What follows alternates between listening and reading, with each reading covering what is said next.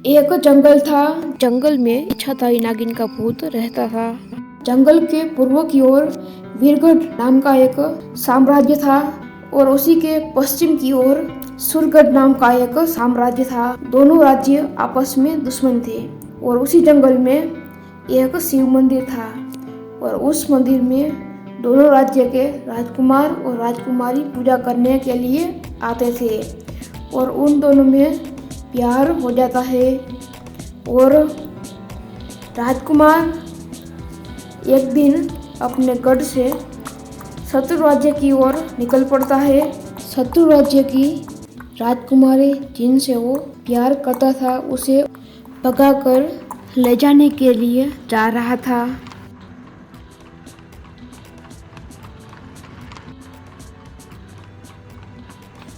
एक दिन राजकुमारी किले से बाहर अपनी दासी के साथ बगीचे में घूमने के लिए जा रही थी। दासी के साथ बगीचे में घूमने का आनंद ले रही थी।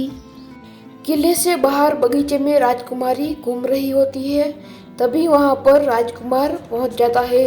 राजकुमार राजकुमारी को अपने साथ आने को कहता है। राजकुमारी राजकुमार के साथ चली जाती है। राजकुमार अपने घोड़े को तेज गति से भगाता है, अपने राज्य की ओर निकल पड़ता है। सेनापति जी, हमारी राजकुमारी को शत्रु राज्य का राजकुमार उठा कर ले गया है। उसको जल्दी हमारे सामने प्रस्तुत कीजिए। जी महाराज, अभी सेना लेके जाता हूँ और उस दुष्ट को उठा कर ले आता हूँ। आप राजकुमारी की चिंता मत कीजिए। सेनापति सैनिकों के साथ राजकुमार को पकड़ने के लिए जाते हैं।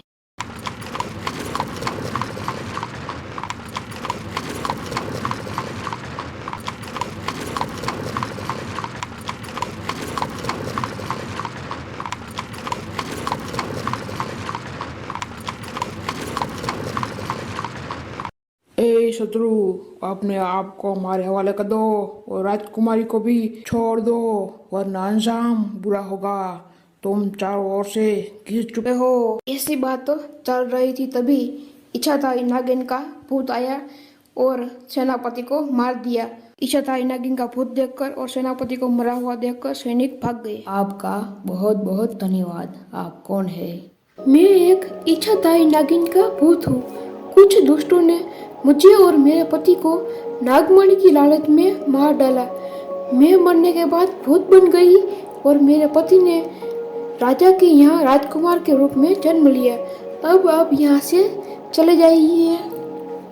राजकुमार राजकुमारी को लेकर अपने राज्य की ओर जाता है, लेकिन उसको पता न चले इस तरह से इच्छाधारी नागिन का भूत भी उसके पीछे जाता है। राजकुमार राजकुमारी को लेकर अपने राज्य में पहुंच जाता है। उसका भव्य स्वागत होता है और उसकी शादी भी की जाती है। लेकिन नागिन राजकुमारी के शरीर में प्रवेश करने के लिए कोशिश करती है।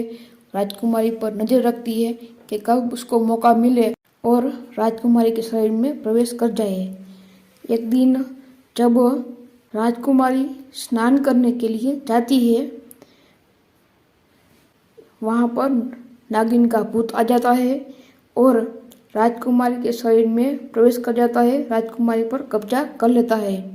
ही, अब मैं राजकुमारी के शरीर में ही रहूंगी और राजकुमार के साथ रहूंगी।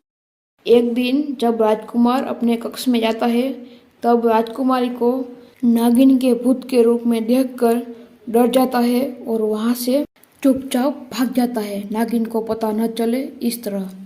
और वहां से भागकर महल से बाहर जाता है और पास ही में एक जंगल में तांत्रिक बाबा रहते थे, वहां पर जाता है और तांत्रिक बाबा से कहता है, बाबा जी मेरी मदद कीजिए, मैं बहुत संकट में हूँ। मेरी पत्नी में एक नागिन का भूत आ गया है। राजकुमार तुम फिक्र मत करो, अभी मैं समाधि में बैठकर देख लेता हूँ कि समस्या क्या है और उसका समाधान क्या है। मैंने समाधि में देख लिया है। तुमको उत्तर दिशा में जाना होगा, वहां नदी पार करके एक गुफा में जाना होगा। गुफा में एक थैला मिलेगा, उसमें नागिन का शरीर है, उसको यहाँ ले आना होगा। धन्यवाद बाबा जी, आपने जो कहा है वैसा ही करूँगा। कार्य निपटाने के लिए अब मैं जा रहा हूँ। राजकुमार नागिन का शरीर लेने जाता है। राजकुमार उत्तर दिशा में जाता है, वहाँ नदी में छलांग लगा देता है। तांत्रिक के कहे अनुसार राजकुमार को तैरकर 3 नदियाँ पार करनी होगी। 3 नदी के बाद एक कमल सरोवर आएगा। कमल सरोवर के आगे एक गुफा मिलेगी। गुफा में राजकुमार को जाना होगा और गुफा में नागिन का शरीर एक थैले में मिलेगा। राजकुमार गुफा तक पहुंच जाता है। गुफा के अंदर राजकुमार प्रवेश करता है, लेकिन साथ में अपनी सुरक्षा के लिए तलवार भी रखता है।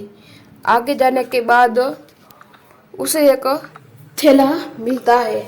उस थैले को राजकुमार उठा लेता है और वापिस चलता है। आगे जाने के बाद फिर वो गुफा से बाहर निकलता है। गुफा से बाहर निकलने के बाद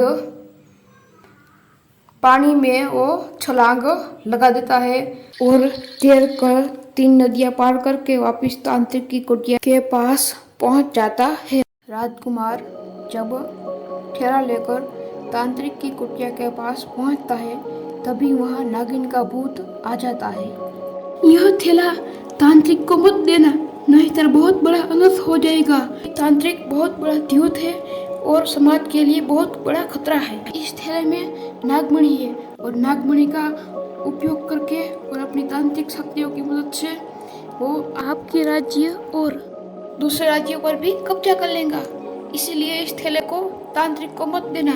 मैं तुम्हारा यकीन कैसे करूँ? तुम अपने आप को बचाने के लिए झूठ भी बोल सकती हो। आपको मुझ पर यकीन ना हो तो इस थैले को खोलकर देख लीजिए, इसमें नागमणि मिलेगी। आज से 25 साल पहले की यह बात है। एक बार इस तांत्रिक ने जंगल में इच्छाधारी नाग और नागिन को देख लिया और उसके पास नागमणि थी।